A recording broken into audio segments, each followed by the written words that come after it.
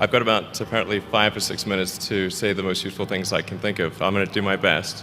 Um, the and it was suggested that I distill things down to three items. I think I'll go with 4, and I'll try. I think these are pretty important ones. Some of them are going to sound like, well, you've heard it before, but it's worth re-emphasizing. I think the first is you need to work, depending upon how well you want to do, and particularly if you're starting a company, you need to work super hard.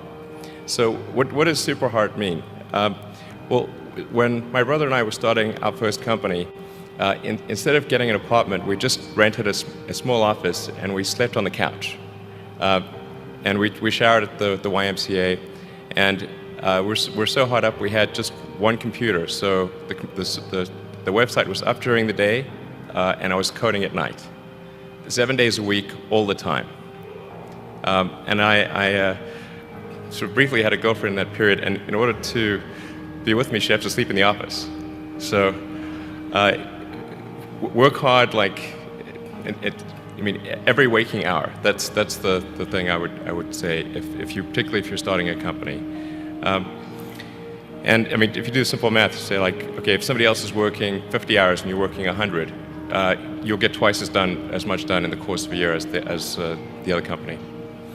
The other thing I'd say is that if you're creating a company or if you're joining a company, the most important thing is to attract great people. So either join a group that's amazing, that you really respect, or if you're building a company, you've got to gather great people. I mean, all a company is a group of people that have gathered together to create a product or service.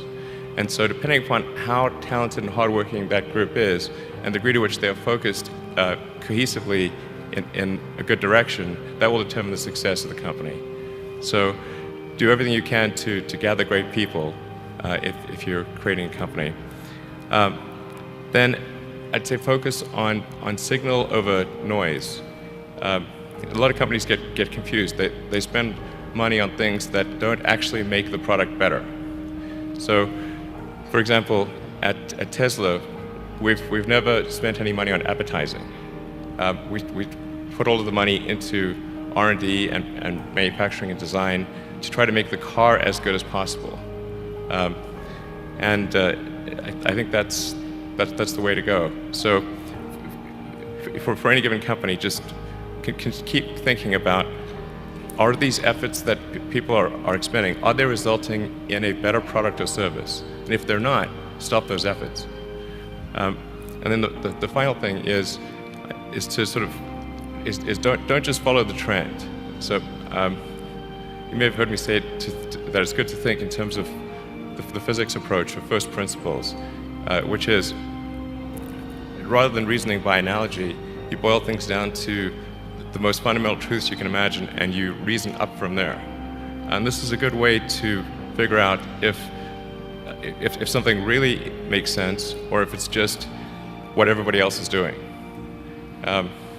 It's hard to think that way. You can't think that way about everything. It takes a lot of effort. But if you're trying to do something new, it's the best way to think.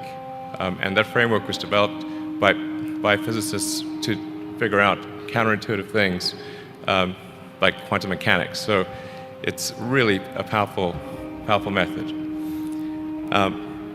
Anyway, so that's, and then I think that the final thing I would encourage you to do is, now is the time to take risk. You don't have, you don't have kids. As you get older, your obligations increase. So and once you have a family, you start taking risk not just for yourself but for your family as well. It gets much harder to do things that might not work out. So now is the time to do that before you have those obligations. So I would encourage you to take risks now. Do something bold. You won't regret it. Thank you.